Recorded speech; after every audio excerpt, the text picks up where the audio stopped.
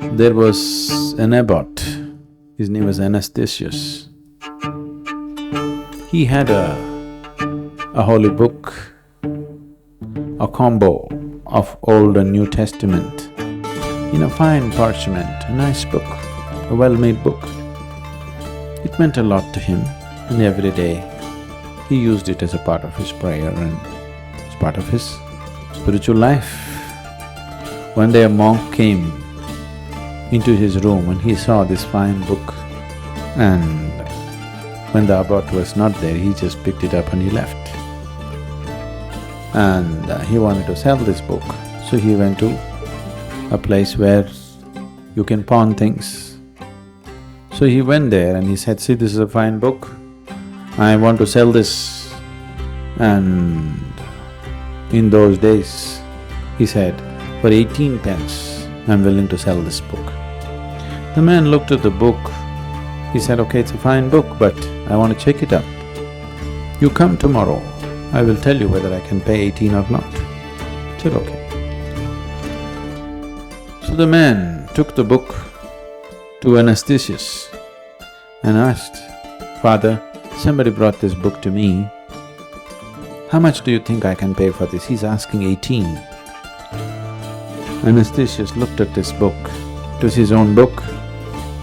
He said, "For 18 it's a bargain. It would cost much more." The man said, "Thank you, Father," and took the book and went away. Then the next day, the monk came to collect the money. So, the shopkeeper said, "Yes, I am willing to pay 18 to you. I actually consulted Father Anastasius and he told me I can pay 18. The monk just froze. Said, "What, you asked Father Anastasius?" He said, "Yes, what else did he say?" He said, "He just said it's a fine book, I can pay 18. Nothing else, nothing at all." Then the monk said, "I don't think I want to sell the book. You give it to me." He took it and went back to the abbot. And he said, "I took this book, and even though it came to you, you didn't say anything, you could have just held it, it's yours." He said, "Don't you worry, my son, it's my gift to you, you take it. You take it and go. It looks like you need it more than me, I need it. And I can always get another copy, but it looks like for you it's very precious, you take it." Now he just broke down and he lived and served him for the rest of his life. Why I'm saying this is, this will come to you only when you know you could die today. You could die today or you could die tomorrow, then you will not struggle and haggle with everything. You're willing to let go of things. When you believe you're going to be here forever, you go on accumulating and struggling with these things. It is because of this, people, you have enough clothes for 3 lifetimes, enough shoes for 6 lifetimes. Yes, isn't it so? So you decided you're going to come back 6 times over, at least to wear the shoes out. At least the shoes shouldn't go waste, isn't it? Most people think, generally in the world, they believe that if they die in their sleep, it's wonderful.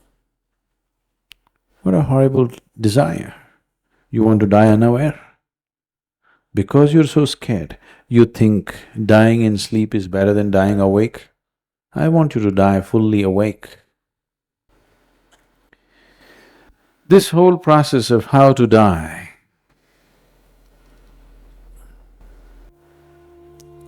there is a whole art and a science behind it as to how to die. What are the conditions you must set up so that you die properly? In India this was maintained, this may be unthinkable for people. When a man has to die, he doesn't want to be among the relatives. He doesn't want to be among his children or wife or husband or anything. They will go to a strange place which is considered auspicious or holy and they die there. People went all the way to Kashi just to die, you know this? People went all the way to Varanasi just to die, even today. Because it's very important that you die in awareness, not in emotion. The last moment of transition decides many things. It's very easy to untie the knots of everything that you've accumulated at that final moment. Meditation is like death, please see. If you really become meditative, it's almost death-like. Everything that you call as myself will die in meditation. Your personality, your accumulation, everything just falls apart. So in that moment, untying the bondages is easy, that's why meditation. So if you did not meditate, at least death, at least the natural process that is offered to you must be made use of, isn't it? A person who meditates is consciously willing to die every moment of his life. That's why he goes into meditation, so that he's constantly aware of the mortal nature of his existence, so that he doesn't become egoistic and stupid. If you know you will die tomorrow, suddenly you will see, you will have no anger, you will have no remorse, you will have no hatred, you will have no jealousy against anybody, you will become very loving and nice. You will. And who told you you will not die tomorrow? Who gave you a guarantee that you will not die tomorrow? Yes? Did anybody give you a guarantee card that you will not die tomorrow? There is no guarantee, isn't it? An intelligent being will live with this awareness. It could be just today. Why tomorrow? It could be today. And when we live with this awareness, you will live life fully, totally. What you call as life is just a brief happening. Once you're constantly aware of this, you will come alive. When you live here thinking you're immortal and eternal, then you live a stupid life because you can always do it tomorrow, you know. When to do Shambhavi? Tomorrow.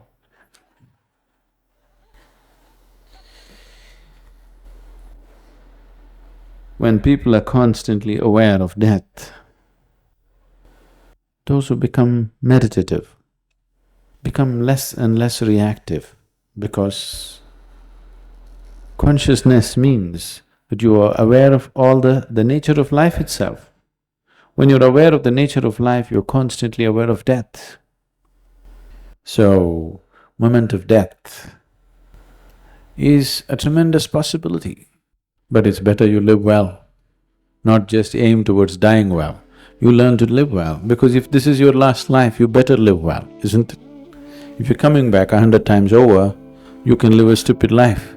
Now when you have decided this is your last life, you better live well, isn't it? Final run.